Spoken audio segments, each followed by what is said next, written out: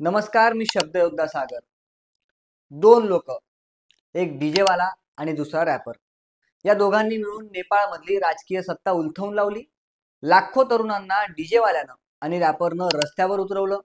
नेमका कोण आहे हा डीजे वाला आणि कोण आहे तो रॅपर, ज्यांच्या एका इशाऱ्यावर अख्खं नेपाळ पेटलं, ज्यांनी राजकीय नेत्यांना आणि सत्ताधाऱ्यांना देश सोडायला भाग पाडलं आणि ज्यांनी जेन झी आंदोलनाची क्रांती घडवून आणली. तुम्हाला नेपाळ प्रकरण माहीतच असेल, पण त्या प्रकरणामागची नेमकी कारणं आणि चेहरे जर तुम्हाला माहीत नसतील तर हा व्हिडिओ नक्कीच तुमच्यासाठी आहे. एका डीजे वाल्यानं आणि रॅपरनं नेपाळ सरकारची मुळं कशी हादरवून सोडलीत आणि त्या डीजे आणि रॅपरचा नेमका इतिहास काय, जाणून घेण्यासाठी हा व्हिडिओ शेवटपर्यंत पहा आणि ऑफिशियल बापला सबस्क्राईब करायला विसरू नका.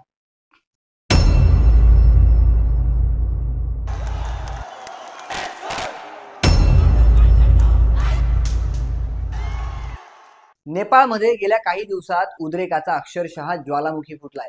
काठमांडूच्या रस्त्यावर संतप्त तरुण दगडफेक करतायत, पोलिसांच्या गाड्या धगधगतायत, संसदेसमोर धुराचे काळे लोट उसळतायत. एका बाजूला आंदोलनकर्त्यांचा आक्रमक उद्रेक, तर दुसऱ्या बाजूला लाठ्यांचा आणि अश्रुधुरांचा मारा करणारे पोलीस. हे दृश्य फक्त नेपाळलाच नाही तर अख्ख्या जगाला हादरवून सोडणार आहे. पण प्रश्न असा आहे की हा संघर्ष नेमका कसलाय, याची कारणं काय, तर समजून घेऊयात. नेपाळमध्ये आंदोलकांच्या रागाचं पहिलं कारण सरकारची सेन्सॉरशिप ठरलं. 2023 साली नेपाळने सोशल मीडिया ॲप्ससाठी नवीन कायदे आणलेत. देशात चालणाऱ्या सर्व ॲप्सनी नोंदणी करावी आणि देशाच्या कायद्याप्रमाणे काम करावं, असा सरकारचा आदेश होता.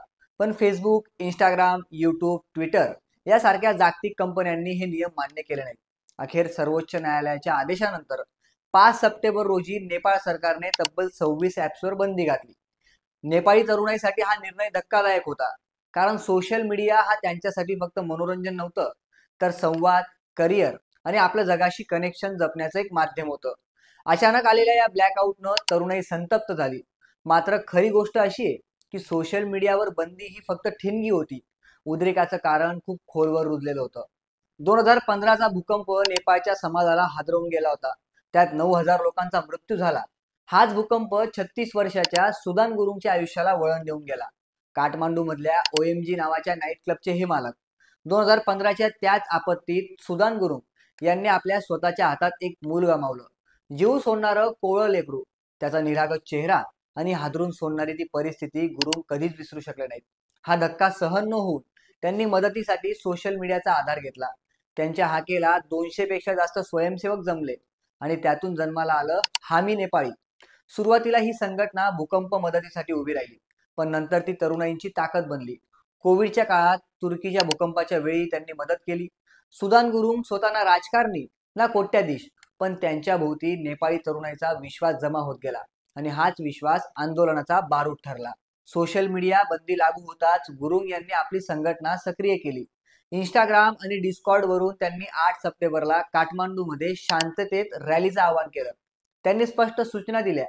आंदोलकांनी फक्त गणवेशातच यावं, हातात पुस्तक असावं आणि सर्व काही शांततेत व्हावं. पण जेव्हा हजारो तरुण संसदेकडे निघाले, तेव्हा पोलिसांनी पाण्याचा तोफा, रबर बुलेट्स आणि अगदी जिवंत गोळ्यांपर्यंतचाही वापर केला. शांततेतलं आंदोलन क्षणात हिंसाचारात बदललं. 20हून अधिक लोकांचा मृत्यू झाला, शेकडो जखमी झाले. संसदेसमोर घोषणा घुमल्या, विद्यार्थ्यांना मारू नका, केपी चोर देश सोड. यानंतर संतापानावर झाला आणि नेत्यांच्या बंगल्यावर, गाड्यांवर हल्ले झाले. गृहमंत्र्यांपासून तर शेवटी पंतप्रधान KP शर्मा ओलीपर्यंत अनेकांनी राजीनामे दिले.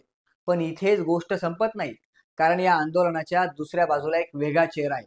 त्याचं नाव आहे बालेन शाह. काठमांडूचे तरुण मेयर, पेशाने रॅपर आणि इंजिनियर असलेले बालेन शाह 2022 मध्ये पारंपरिक राजकारणाला धक्का देत थेट जनतेतून उभे राहिले. त्यांनी ना मोठ्या पक्षांचा आधार घेतला, ना पैसा ओतला, तरीही त्यांनी मेयरची खुर्ची जिंकली. बालेन शाह म्हणजे भ्रष्टाचार, नेपोटिझम आणि जुन्या नेत्यांविरोधातला तरुणाईचा आवाज. आंदोलक म्हणतात की सिस्टम बदलायची असेल तर बालेन सारखं नेतृत्व हवं.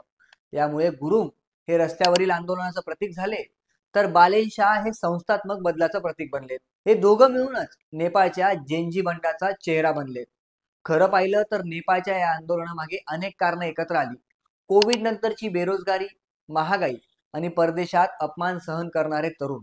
देशातल्या भ्रष्ट राजकारण्यांची मुले मात्र परदेशात सुखवस्तू जीवन जगतायत, महागड्या गाड्यात फिरतायत याचा संताप hashtag politicians nepo baby Nepal या हॅशटॅग खाली उफाळून आला. सरकारनं हीच लाट दाबण्यासाठी सोशल मीडियावर बंदी घातली असा ठाम समज जनतेत बसला. पण बंदीनंतरही आंदोलन थांबलं नाही. उलट ते हिंसक झालं आणि नेपाळच्या सरकारला थेट देश सोडून पळावं लागलं. आज नेपाळ अशा वळणावर उभं आहे जिथं सरकार कोसळलंय. तरुणाईनं आपला रोष दाखवून दिलाय. पण पुढे काय? सुदान गुरुंग सारखे कार्यकर्ते आणि बालेन शाह सारखे नेते नवीन दिशा दाखवतील का, की पुन्हा जुन्या पक्षांच्या खेळात नेपाळ अडकून पडेल? नेपाळचं भविष्य आता कोण ठरवणार? संतप्त तरुणाई की खुर्चीसाठी लढणारी जुनी पिढी? हा प्रश्न अजूनही जिवंत आहे. तुम्हाला याबाबत काय वाटतं? कमेंट करून सांगाच. आणि व्हिडिओ आवडला असेल तर ऑफिशियल बापला सबस्क्राईब करायला विसरू नका.